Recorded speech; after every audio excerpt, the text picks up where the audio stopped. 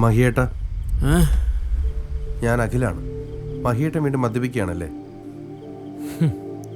മഹിയേട്ടൻ മദ്യപിക്കുമ്പോൾ എൻ്റെ കരളിനാണ് നൊമ്പരം. കരള് നശിച്ച് മരണത്തിലേക്കടുത്ത എനിക്ക് നിന്റെ കരള് പകുത്ത് തന്ന് എനിക്ക് പുനർജന്മം നൽകി. അഖിൽ,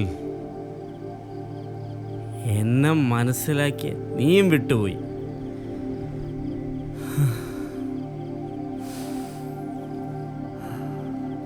സ്വത്തിനു വേണ്ടി രക്തബന്ധുക്കളും എൻ്റെ ഉയർച്ചയിൽ അസൂയാലുക്കളായ ശത്രുക്കളും കള്ളക്കേസുണ്ടാക്കിയ കെണിയിൽ ചതിക്കപ്പെട്ട അവഹേളിതനായ എന്നെ മനസ്സിലാക്കാൻ ആരും ഉണ്ടായില്ലടോ.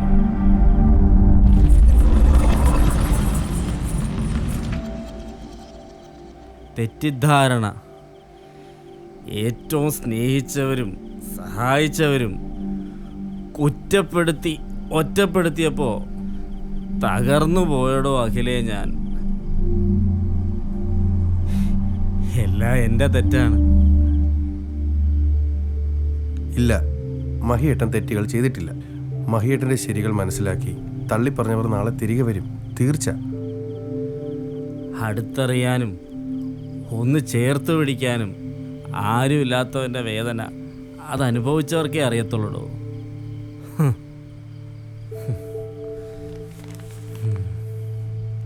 ഇന്ന് ഡൈവേഴ്സ് നോട്ടീസും കിട്ടി.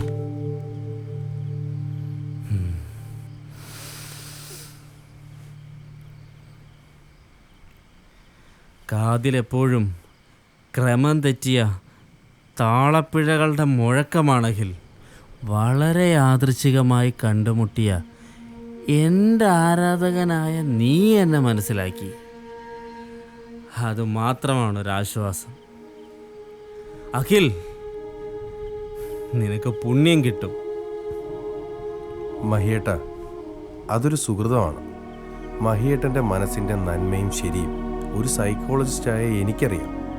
മഹിയേട്ട, ഭ്രാന്തില്ലാത്തവനെയും ഭ്രാന്ത് പിടിപ്പിക്കുന്ന വിഭ്രാന്തി പിടിച്ചവരുടെ ലോകമാണിത്. തളരരുത്, ജീവിച്ച് കാണിക്കണം. മഹിയേട്ടൻ വീണ്ടും സിനിമ ചെയ്യണം. എൻ്റെ ബ്രദർ വിമൽരാജ് അത് പ്രൊഡ്യൂസ് ചെയ്യും. ഓക്കെ? മഹിദേവേട്ടൻ്റെ സ്വന്തം ഏട്ടനാ. അതുകൊണ്ട് പറയുക, ഇനി കുടിക്കരുത്.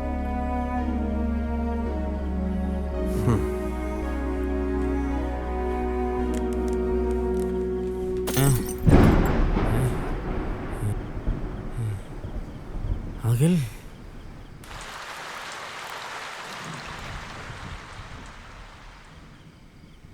എന്നെ പൂർണ്ണമായി മനസ്സിലാക്കിയ അനിയ, നീ എന്തിനാടാ എന്നെ വിട്ടുപോയത്?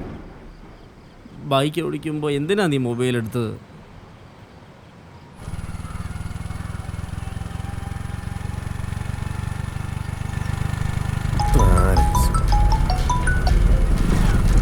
ഹലോ ഹലോ ഹലോ,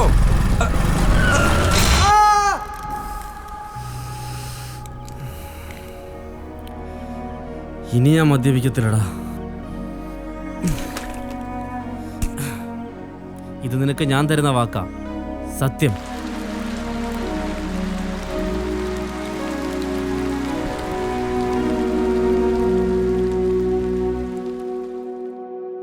ഈശ്വരാനുഗ്രഹം നിറഞ്ഞ മഹത്തായ പുണ്യകർമ്മമാണ് അവയവദാനം.